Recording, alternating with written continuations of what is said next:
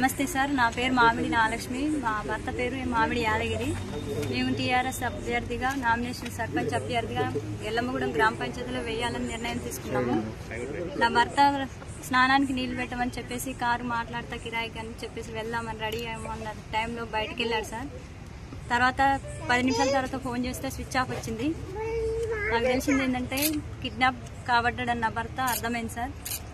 నేను 9-10:30 దాకా ఒక్కదాన్నే భయపడుకుంటూ ఉన్నాను సార్. విత్ ప్రొటెక్షన్ కావాలని నేను ఎంపీటీసీ గారికి ఫోన్ చేశాను. తర్వాత ఎమ్మెల్యే గారు దీపాల్ రెడ్డి సార్ గారు నన్ను టైం పొద్దున 9 గంటలకు తీసుకుపోయిన నా భర్తని ఇంతవరకు నాకు తెలియదు, ఎక్కడున్నాడో కూడా తెలియదు సార్. నా భర్త బతుకుండా కూడా తెలియదు నాకు. మరి ఇలాంటి పరిస్థితిలో కాంగ్రెస్ వాళ్ళని నేను అనుకుంటున్నాను. బీసీ అభ్యర్థిగా సర్పంచ్గా నేను నామినేషన్ వేయకూడదా? ఒక బీసీ బిడ్డగా నేను నామినేషన్ వేయకూడదా? ప్రజాపాలన రాజ్యం అంటారు. ప్రజాపాలన ఎక్కడుందని నాకు అర్థమవుతుంది. ఈ స్వతంత్ర భారతదేశంలో ఒక స్త్రీగా నేను ఏం ముందుకు పోగలను? ఇట్లా నా భర్తని కిడ్నాప్ చేస్తే నేను ఒక్కదాన్ని బయటకు వెళ్ళలేనని ఆ భర్తను కిడ్నాప్ చేయడం ఏంది? నాకు ఇలాంటి ముందు ఇంకే సమస్యలు ఏమి ఎదురైతాయో నాకు చాలా భయంగా ఉంది.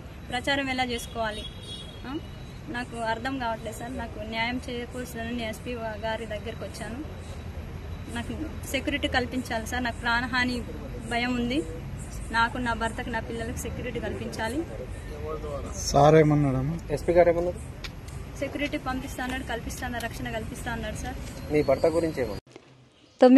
10 నిమిషాల దాకా 9ంటికి బయటకు వెళ్ళండి సార్. నేను వస్తా లక్ష్మి రెడీ అయి ఉండు, స్నానానికి నీళ్ళు పెట్టు, నేను అద్దె కారు మాట్లాడుకొని వస్తాను బయటకు వెళ్ళింది సార్. 9:10కి చేసిన ఫోన్ స్విచ్ ఆఫ్ వస్తుంది. ఇంత గట్టిగా సంతోషంగా నిర్ణయం తీసుకుని మేము ముందే బ్యాంక్ అకౌంట్ తీయించుకున్నాం, అన్ని పేపర్స్ అన్ని రెడీగా పెట్టుకున్నాం. వెళ్ళాలన్న క్రమంలో నువ్వు స్విచ్ ఆఫ్ చేసుకుంటే ఎందుకని నాకు భయం వేసింది సార్. 9:30 దాకా ప్రయత్నించిన.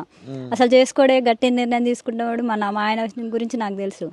స్విచ్ ఆఫ్ వస్తే మా ఊరు మాజీ ఎంపీటీస్ ఉన్నటువంటి సందీప్ రెడ్డి గారికి ఫోన్ చేసిన నేను. ఫోన్ చేస్తే అవునమ్మా స్విచ్ ఆఫ్ వస్తుంది, మంది ఈ టైంలో చేసుకోడు, అసలు కిడ్నాప్ అయిందని నాకు అర్థమైంది, తెలిసింది, వార్త కూడా తెలిసింది. ఎవరు ఆయన? మీకు ఎక్స్ గా నామినేషన్? లేదు, మా ఊరు మాజీ ఎంపీటీసీ. ఓకే. ఎక్స్ ఉన్న ఆయన కూడా పేరు ఉట్కూరు సందీప్ రెడ్డి. ఇద్దరు సందీప్ రెడ్డిలేనా? ఓకే. ఈయన మాజీ ఎంపీటీసీ ఉట్కూరు సందీప్ రెడ్డి. అయితే అవునమ్మా నువ్వు బయటకు వెళ్ళక అసలు సారు మాజీ ఎమ్మెల్యే భూపాల్ రెడ్డి సార్తో ఫోన్ మాట్లాడిస్తా అన్నాడు. సార్కి కలిపారు. సార్కి కలిపిన తర్వాత మళ్ళా సిఐ గారికి ఎస్ఐ గారికి ఫోన్ చేసి మరి ఇట్లా గిరిని అభ్యర్థిని ఇట్లా నామినేషన్ వేయకూడదు, పట్టుకపోయారు, పరిస్థితి ఏంది, ఆ అమ్మాయికి సెక్యూరిటీ కల్పించాలి, నామినేషన్ వేయాలి, బాధ్యత గల పౌరురాలుగా ఆమె వేయకూడదా అని మాట్లాడిచ్చి నువ్వు అక్కడే ఉండమ్మా సెక్యూరిటీని పంపిస్తా అన్నారు. పంపిలే.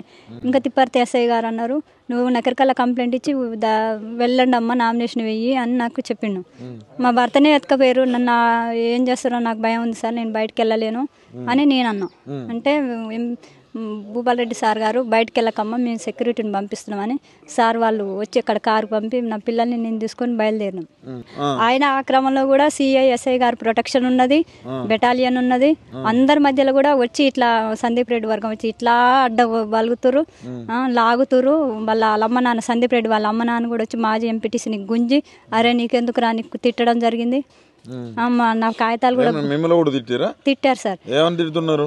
నువ్వు వేయడానికి నువ్వు ఎందుకు ప్రయత్నిస్తున్నావు, నా కొడుకుని ఇనామస్గా నిలబెట్టాలని కోమటిరెడ్డి వెంకటరెడ్డి అన్నాడు. మీకు అంత ధైర్యం అంత బల్పా అని వాళ్ళమ్మ వాళ్ళ నాన్న వచ్చి గుంజుకపోయి నామినేషన్ పత్రాలు గుంజపోయారు.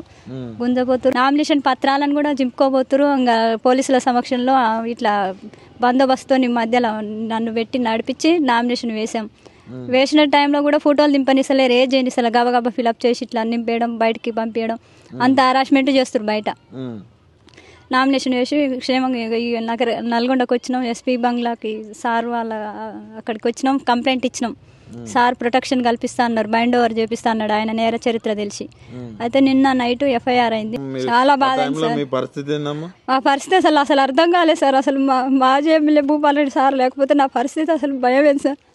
మా హస్బెండ్ ప్రాణంతో వస్తాడని నాకు అస్సలు నమ్మకం లేదు సార్. అసలు ఆ కురిసిరావణ వేయకపోతే అసలు రాకపోవు సార్. నాకు తెలుసు పూలే సల్దాం మేము అనుకున్నాం సార్. ఆశ వదులుకున్నాను నా పిల్లలు నేను ధైర్యంతో.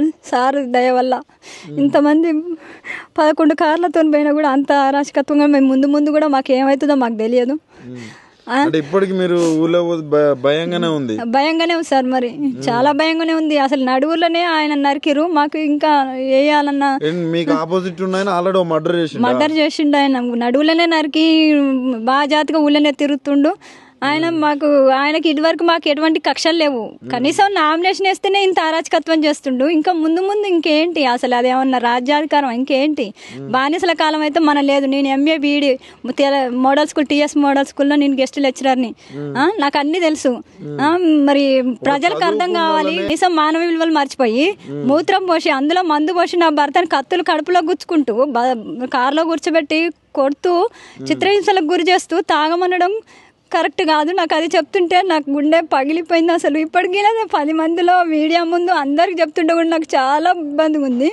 ఆ మనిషి ఇప్పటి వరకు బతుకున్నాడు అంటే మీరు ఆలోచించండి సార్. ఇది నేను అస్సలు తీవ్రంగా బాధపడుతున్నా.